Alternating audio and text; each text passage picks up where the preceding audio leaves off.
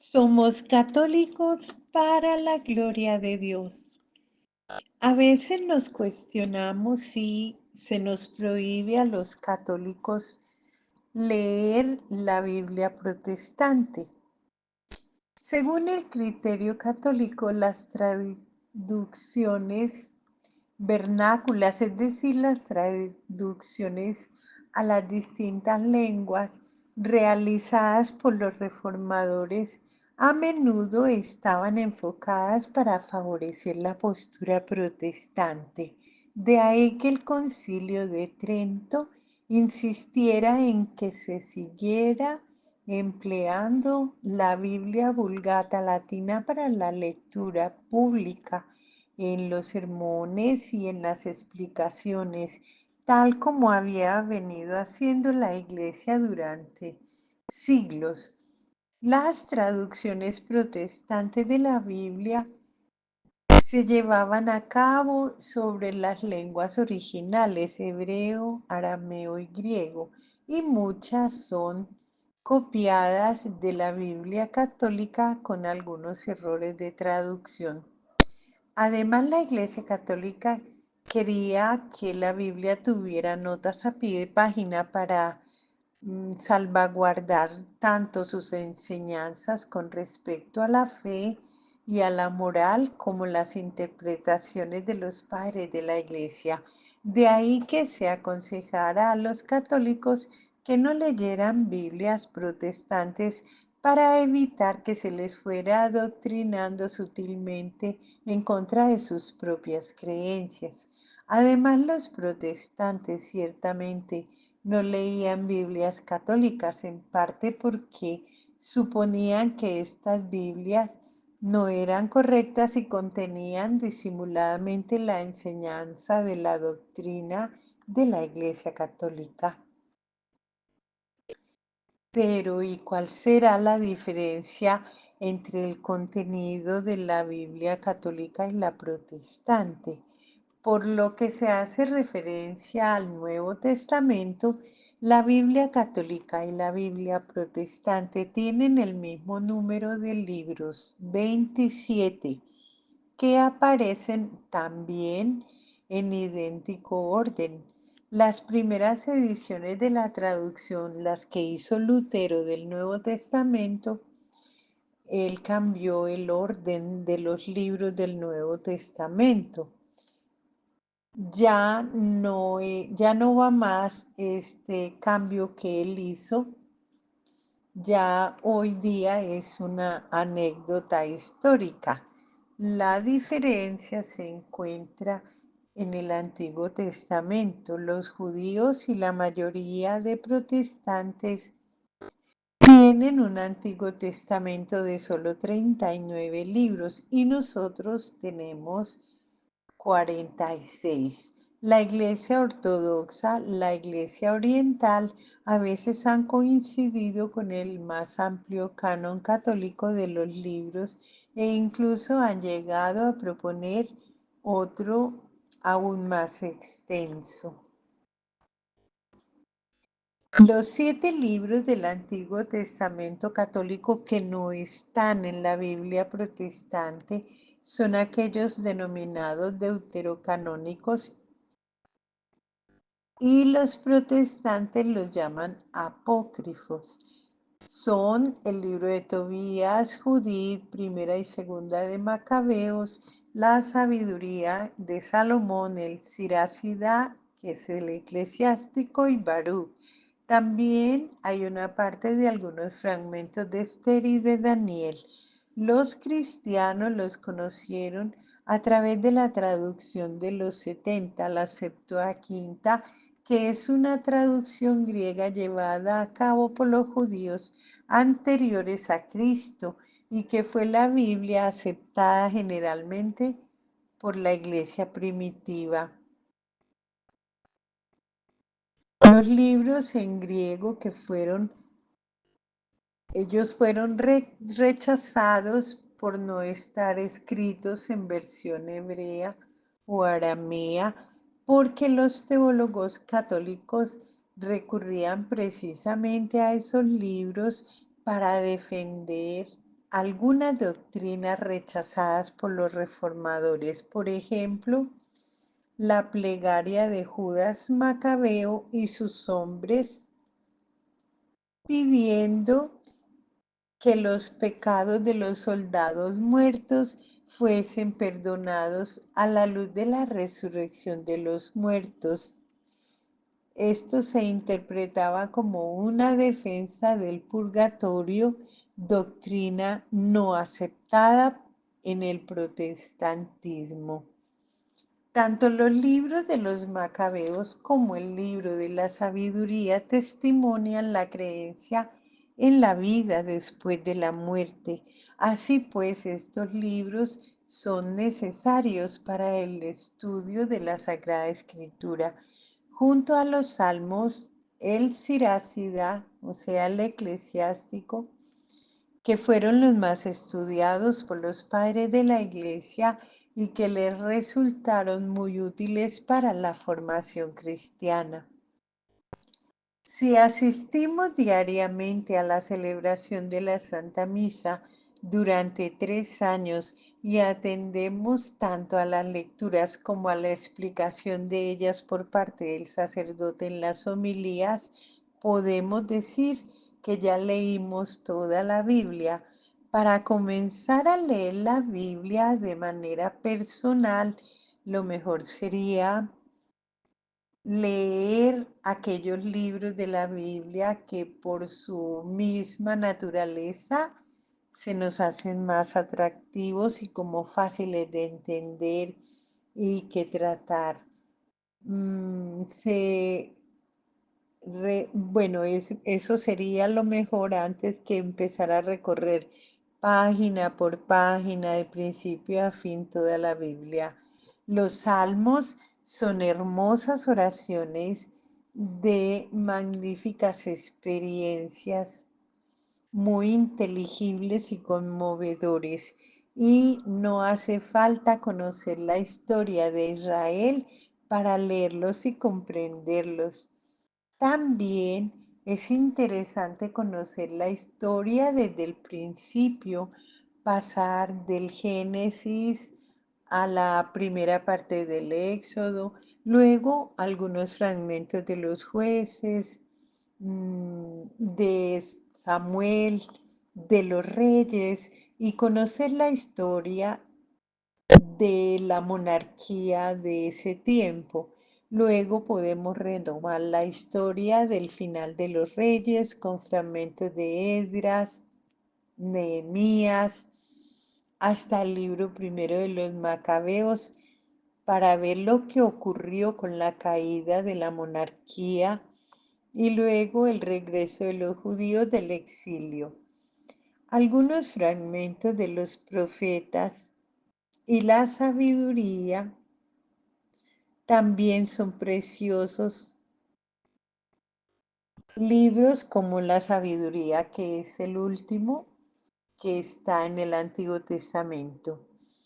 En el Nuevo Testamento lee los Evangelios de Marcos y Juan, seguir con el libro de los Hechos de los Apóstoles, las cartas Paulinas, por ejemplo, la primera carta a los Corintios, la que está dirigida a los filipenses, así como la primera carta de Pedro para poder captar el espíritu de la iglesia primitiva. Y así estamos preparados para leer la Biblia de forma conjunta, de forma completa, llegar a sentirse más preparado para comprender la lectura si se hace en todo su conjunto. Tengamos en cuenta que es muy bueno leer una Biblia que tenga notas a pie de página porque nos van dando como explicaciones y pueden surgir quizá que puedan surgir preguntas, tal vez por la falta de una formación previa. Hay pasajes de la Biblia que son inteligibles y espiritualmente muy provechosos, sin ninguna ayuda de un biblista los podemos comprender. Dios puede hablarnos sin permiso de los biblistas. No hace falta la ayuda de los biblistas para encontrar alimento espiritual, pero puede ser necesaria para hallar respuestas a las preguntas originadas por la propia educación, incluso a nivel general. La Iglesia Católica, y lo mismo puede decirse también de las iglesias orientales, pone sobre todo mucho énfasis en el valor de la fe tradicional atestiguada a través de los tiempos. La razón está en la creencia de que Cristo, a través del Espíritu, continúa guiando a la Iglesia y no permitirá que se equivoque en cuanto a doctrina y moral. Por tanto, cuando en nombre de una interpretación personal de la Escritura, alguien se levanta y dice, todo lo que habéis creído como doctrina durante tantos siglos es falso, debéis abandonarlo todo porque así es como yo interpreto la Biblia, puede decir esta persona.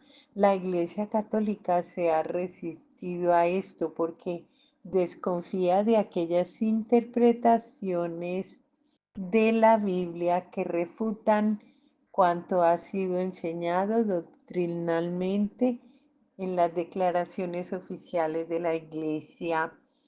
La Biblia es la palabra de Dios en sentido único que no se puede aplicar a ninguna otra obra humana. A menudo se acusa a los católicos de tener poca estima por la Biblia y sin embargo, como afirmó el Concilio Vaticano II, la Iglesia no está por encima de la palabra de Dios, sino que la sirve y que debemos a la palabra de Dios en las Escrituras una reverencia similar a la que tenemos por la palabra de Dios encarnada en la Eucaristía. La motivación práctica y personal que podemos considerar la más importante para la lectura de la Biblia como cristianos que somos, debemos buscar que Dios nos guíe en todos los momentos y en todas las circunstancias de nuestra vida. Como sacerdotes, querer que Dios guíe a la iglesia. La Biblia ofrece muchas experiencias vividas por el pueblo de Dios que busca la voluntad divina en todas las circunstancias de la vida y que inevitablemente descubrimos en ella una situación análoga de nuestra propia vida, de nuestra propia situación o a la de la iglesia. Muchos libros espirituales describen el encuentro de un alma con Dios. En la recopilación bíblica tenemos más de 2000 años de contacto con Dios en muchas situaciones diferentes, personales y colectivas. Una de las mayores emociones al leer la Biblia y uno de sus rasgos más atractivos para quienes la descubren consiste en el conocimiento de que la situación bíblica es similar a la nuestra. Lo que Dios exigía en tiempos pasados como respuesta todavía sigue vigente hoy. También tenemos el concepto que la Biblia es una biblioteca y hablamos de la Biblia en lenguaje singular, como si se tratara solo de un solo libro. Esto haría justicia a su origen divino. No obstante, la Biblia es una colección de 73 libros católicos y 66 según los protestantes. La calificación que le damos de biblioteca no se debe solo al número de libros. Lo importante es reconocer que la Biblia abarca libros de distintos géneros literarios escritos también en distintas épocas, en distintos lugares y por distintos seres humanos. Tal vez los primeros libros del Antiguo Testamento tomaron forma 1500 años antes de Jesucristo, aunque algunas de las tradiciones que recogen fueran escritas con cientos de años de antelación. El último libro del Nuevo Testamento se escribió probablemente a principios del siglo XI. De ahí que se diga que la Biblia tardó más de 1000 años en escribirse. En este periodo de tiempo los autores bíblicos se habrían estado enfrentando con muy distintos problemas y fueron recorriendo distintas etapas en la percepción teológica que condicionaban su manera de transmitir la revelación divina. No vamos a dar, por ejemplo, un supuesto de que el autor humano tuviera una visión completa desde el principio. Lo que él captó quedó plasmado en lo que iba a resultar útil a sus contemporáneos. La idea de que Dios estaba hablando a través del autor humano, o sea, comunicándose, no elimina esa limitación porque Dios siempre trata a los hombres tal como son y respetando su condición humana. Se pueden encontrar autores bíblicos hablando del mismo tema de diferente manera, con distintas palabras.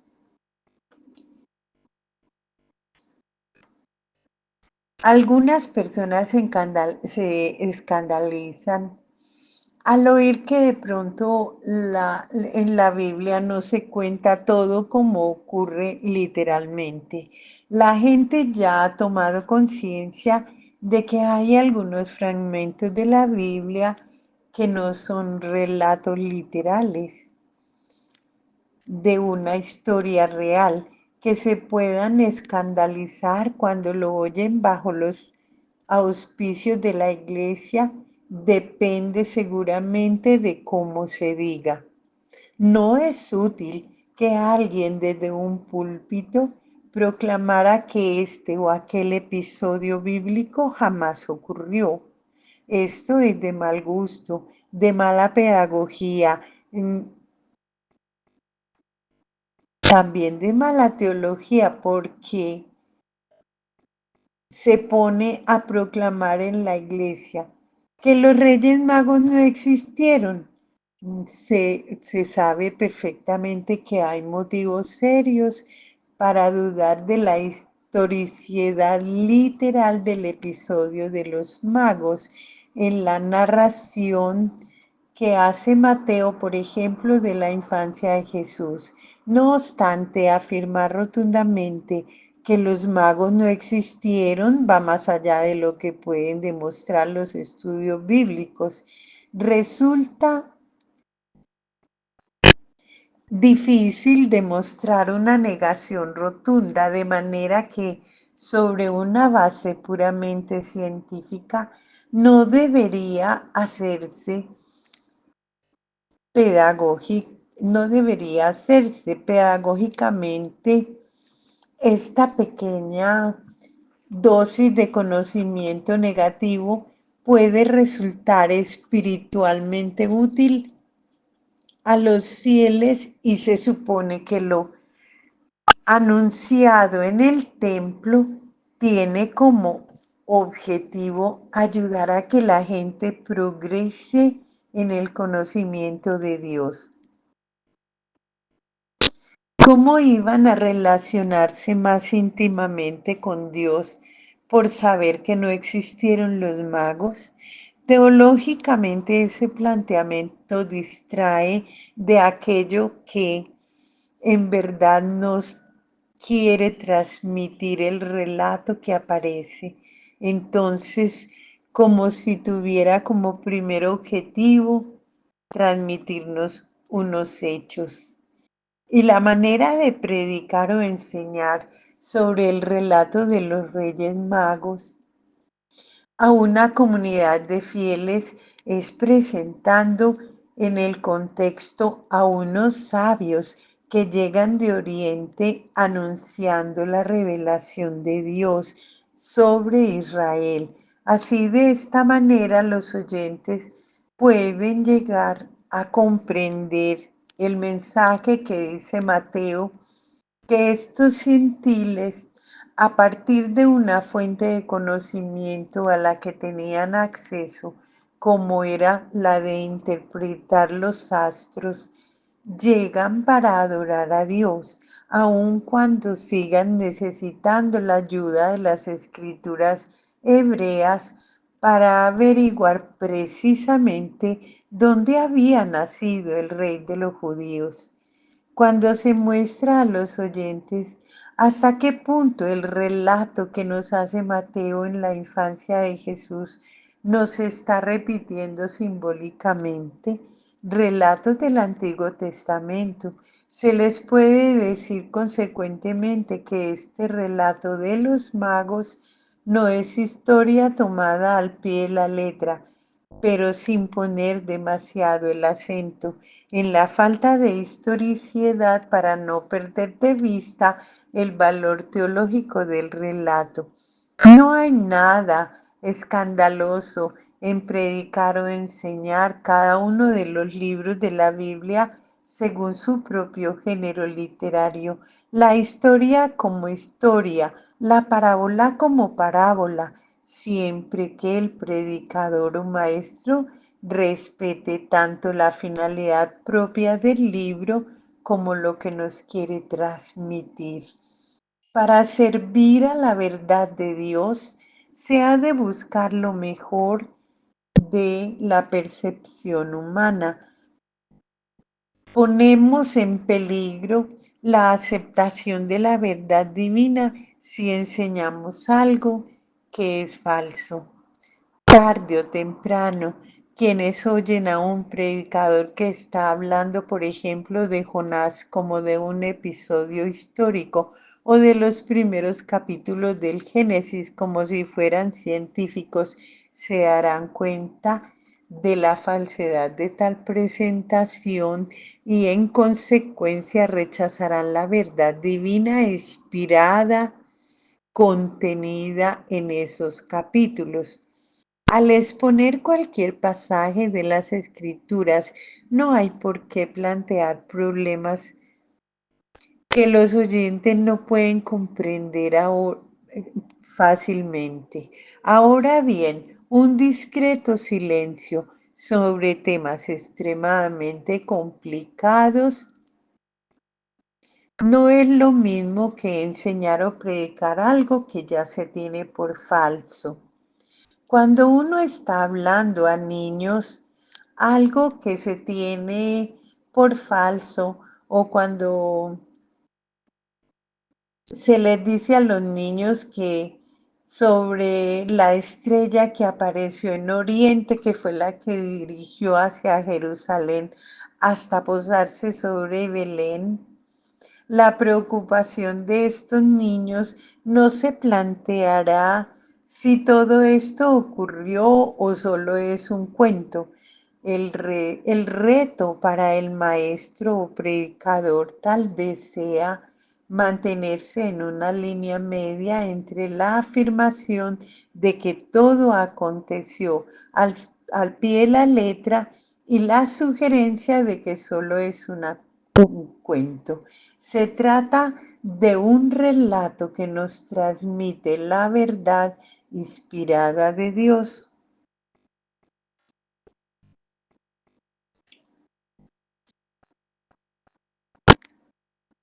En, por ejemplo,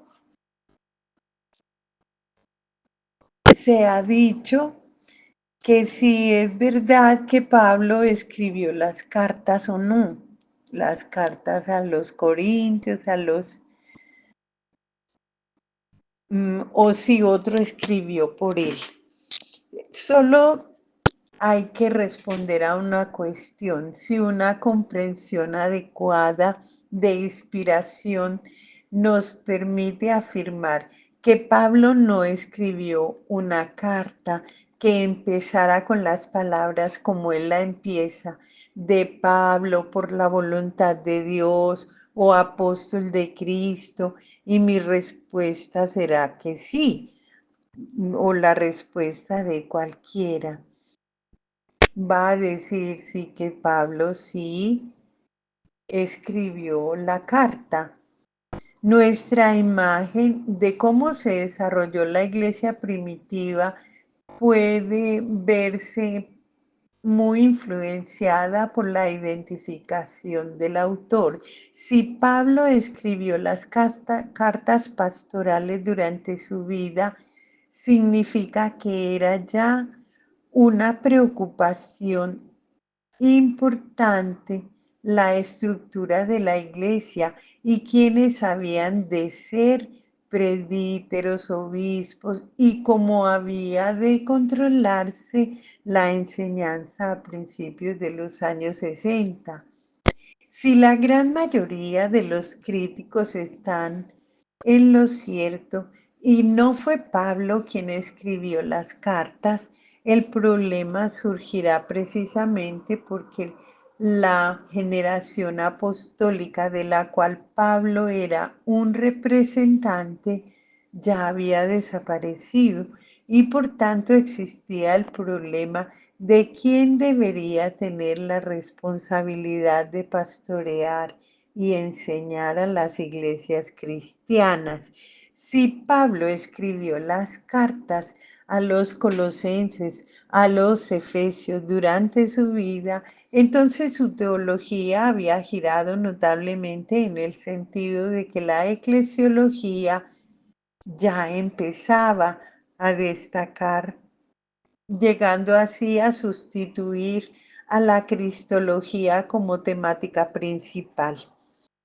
Estas dos cartas tratan de la iglesia como cuerpo de Cristo por el que Él se entregó, mientras en sus cartas auténticas Pablo recalca a los cristianos que todos somos miembros del cuerpo de Cristo, la visión colectiva de la iglesia casi como el objetivo y la meta de la obra de Cristo no queda tan resaltada como en las cartas a los colosenses y a los efesios. Entonces, debemos preguntarnos dónde empezó exactamente la eclesiología a ocupar un primer plano en la primera etapa cristiana.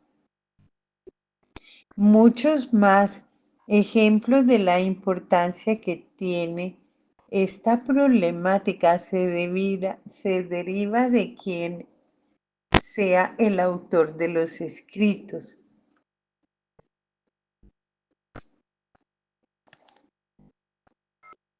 Continuamos.